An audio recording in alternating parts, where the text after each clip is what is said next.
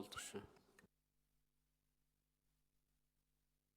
Тэг нэг зүйл харамсалтай болчиход байгаа юм л да. Хүний нэрийг зарлцдаг, хэргийг хэлдэггүй. Тэгсэн мөртлөө хэвлэлээр бол ингээд юмнууд нь өөрснөө бол өгцөн байж байгаа. Ингээд бид нар хохироод байгаа байхгүй. За тэр 100% хүн одоо энэ зардагдсангүй азтай байна. Бид хоёр гишүүн зардагчаад тэгээ бид ингээд тайлбарлаа өгöd тэгэхээр энийг одоо үн тайлбар худлаа тайлбар энэ хин өгч юм бэ. Яг хууль зүйн байгууллагаас ажлын хэсэг гарах юм байл. Тэгээд энэ бүх хугацааг үзэхлээр бол яг ийм байгаад байгаа байхгүй.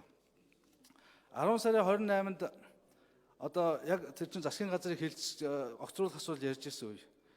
Хилцээд намайг 28-нд бол за ер нь таныг сэжигтнээр энэ хүний өөр хүний хэрэгдээ сэжигтнээр тооцно гэж надад бол тийм тогтоол танилцуулсан.